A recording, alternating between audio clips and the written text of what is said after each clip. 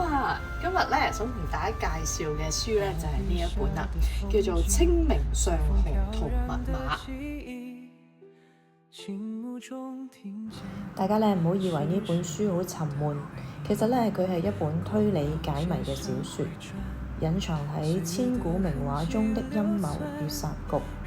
作者野文標以清明上河圖為基礎，以歷史資料為素材，創作呢一部佈局精巧、架構宏大嘅推理小說。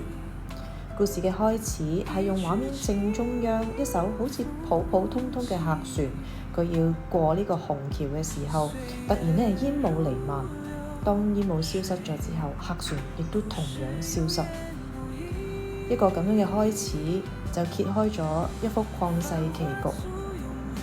呢本小說佈局精巧，每個案件咧都有令人燒腦嘅謎團。例如香袋案裏邊個香囊竟然可以隔空被偷換，飯樓案裏邊又會出現離奇嘅無頭屍，變身案更加有人參拜之後咧突然間變咗另一個人。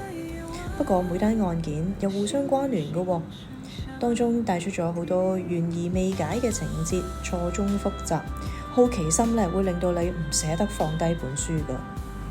有趣嘅地方呢，就係偵破案件嘅關鍵人物呢，就並唔係啲咩官員或者捕快，而係呢趙不友一家四兄妹。趙不友只不過係一個幫人寫訟狀，類似係依家講緊嘅律師。點解呢？佢哋會願意花精神抽絲剝繭去解破呢啲案件呢？答案好可能就係出於書裡面引述孔子一句說話：古之學者為己，今之學者為人。我哋做嘅嘢究竟係為人定係為自己呢？為人好多時都係做俾人睇，當人哋睇到讚賞，心裏面就開心。但係如果人哋睇唔到，唔讚你，甚至鬧你笑你，自己就會好氣餒，甚至唔再去做好事啦。為己就係唔理人哋點講，自己諗清諗楚，認為啱先至去做。唔理人哋睇唔睇到，讚唔讚賞，自己知道就好啦。自己咁樣做就覺得心安心樂。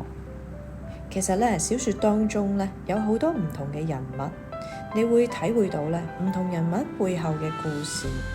佢哋面對唔同嘅困局，會有唔同嘅取態。有重親情、重友情而甘願犧牲嘅人，有為咗金錢而背信棄義嘅。相信就好似小說結尾所講，雖然世事如局，人如棋，不過呢，人唔係棋子，亦都唔係傀儡。人能夠動，能夠思想，能夠選擇。同一個局，只係睇每一個人點樣去選擇。